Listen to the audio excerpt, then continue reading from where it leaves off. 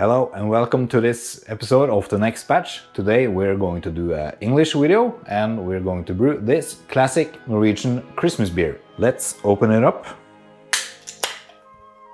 and pour it in a glass. So there we have it. And what is classic Norwegian Christmas beer? Some might think that it is brewed with kveik or kveik as we say in Norway, but the tradition of using kveik in our beer was lost in almost the whole of Norway. It was just kept in some places. So a classic Norwegian Christmas beer is more like a British winter warmer. But this beer is brewed with some English hops and some American hops, and the yeast is American. This type of beer needs a long maturing process, so let's go back 442 days and see how I brewed the beer.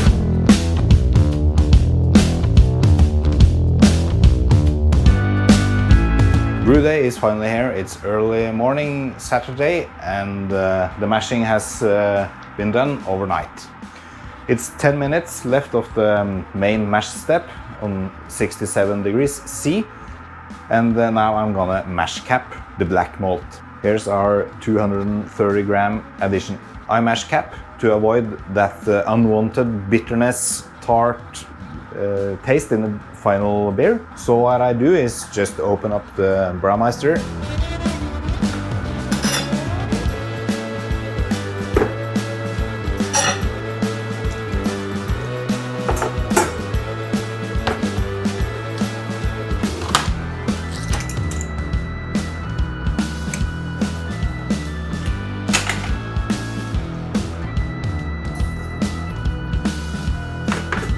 So we open up.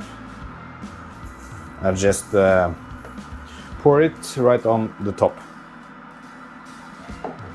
And let's close again.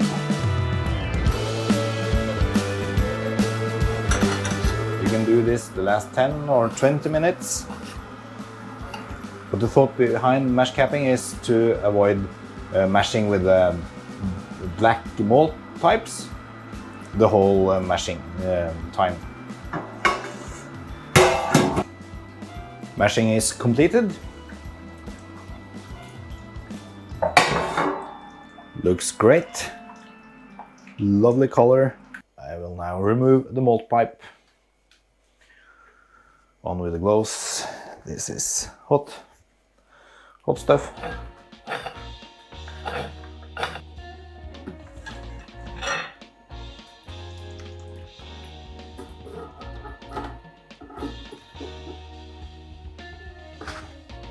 I did something else with the mash today also.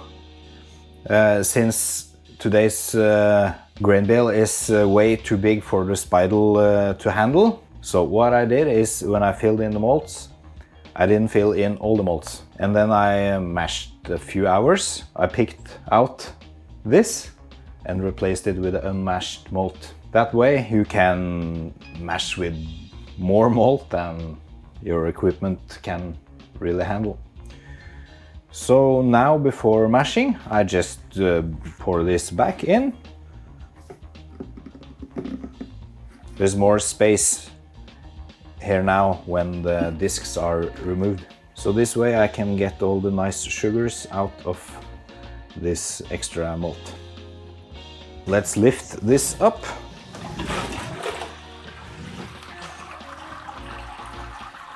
And adjust it so it's centered.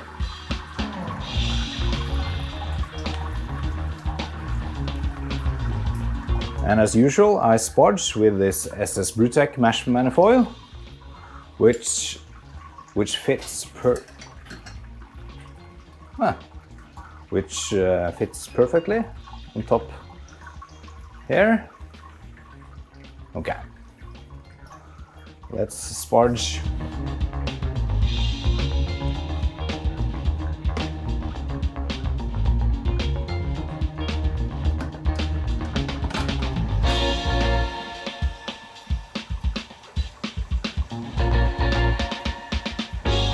see that I got a leakage in the center there on the hose clamp. So here's the pump and my old brew kettle, which now is my sparge water heater. So I'll just adjust the flow control and keep the water inside the malt pipe. Now I have sparged for a little time, and you can see the wort level is rising, and it's getting closer to that rubber thing, that red.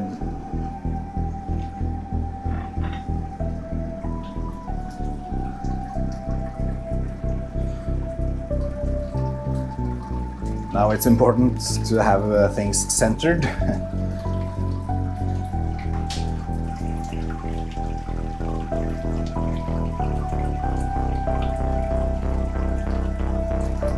Sometimes when you sparge, you can have stuck mash. That means that the water you sparge with doesn't flow through your malt pipe as quickly as it should. Today I think I got 20% stuck mash. It takes a little bit longer than normal.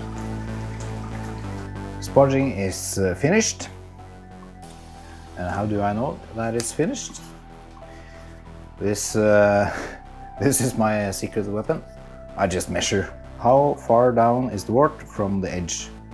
Now it's about 11 centimeters down to the wort, and based on my experience, that will give me about 56 liters on the fermenter, which is today's target.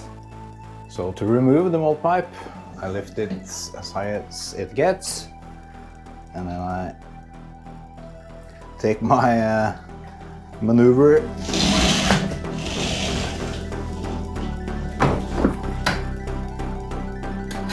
At the start of boil, 60 minutes, I had 55 grams of Magnum hops. Now it's time for 15 minutes additions.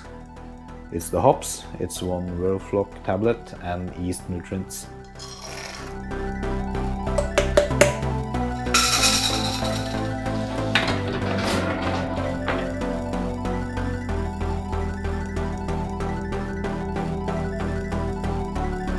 Now we're at end of boil, so I will chill down to 80 degrees and then start 20 minutes whirlpool. This is Brewfather app.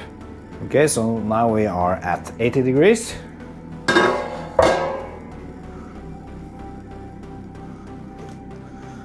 And this is the hop stand additions.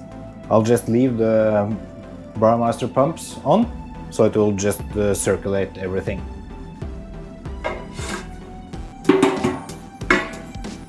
And I have to remember to tell Brewfather that I have started hop stand. Now it keeps track of the time for me. Now the wort is almost chilled down. There's half a degree left. I have star sand my hoses for transfer of the wort. It's 18. Then I will turn off the pump and I will let the wort settle for a little bit. This is how it looks. You can see it's a bit hazy, so I will let it settle for a few minutes. Now the wort has settled for about 20 minutes, and now it looks like this. It's cleared up quite a bit. And then I take out my decanted starter. I made a two-step starter this time to get enough yeast cells. And now I will pour a couple of liters into this and put it on my magnetic stirrer to help the yeast to get a good start and also get it off the bottom of my Erlenmeyer flask.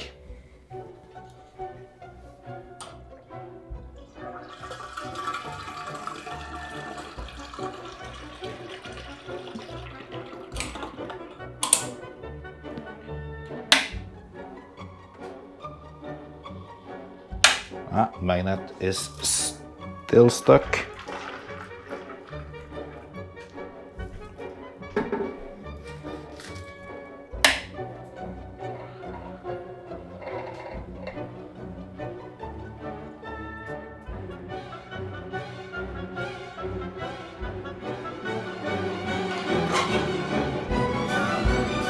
now the wort gets pumped up here.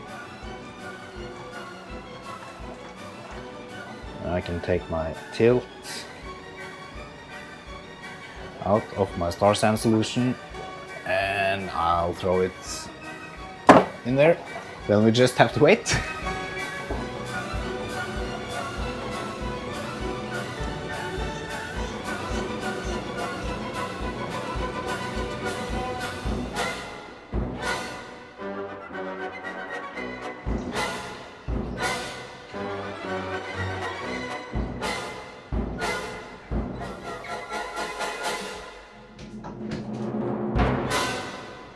I had to abort filming there because there was a problem with my fermenter. There was a leak in the gasket, so the wort was dripping out of the fermenter and I had to fix it, and then I had to turn off the camera. But as we can see on this graph from Brewfather, there was a nice fermenting period of the beer. The yeast I used was White Labs 001. From California, and some of the hops are British and some of the hops are American, and combined it is a classic Norwegian Christmas beer. What defines our Christmas beers are a quite dark color, and here in the north it gets very cold at the winter time, so we need strong dark beer to get warm. So the term winter warmer is quite suitable for this type of beer.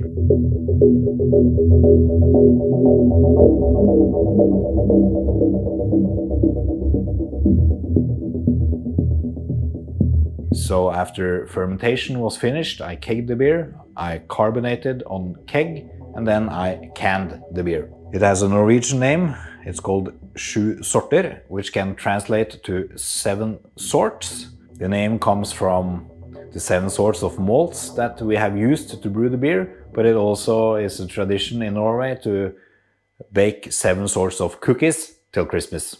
The beer is sold commercially by Sjufjell Brewery in Bergen in Norway, and this beer is brewed by the same recipe. The brewery shares their recipes, so this is the recipe. Okay, enough talking. Let's pick up some aromas. You can clearly smell that raisins, that rich malty character of the beer. There are almost no signs of hop character in the aroma. Okay, let's taste the beer.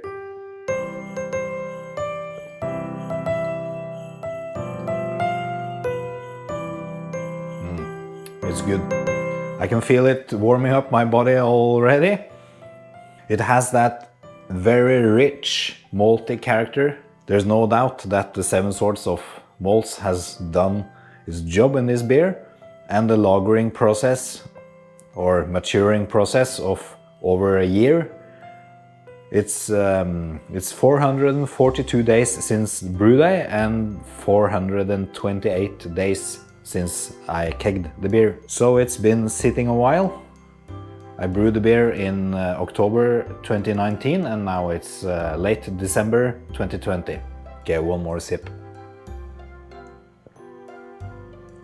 The richness of the malts are fantastic.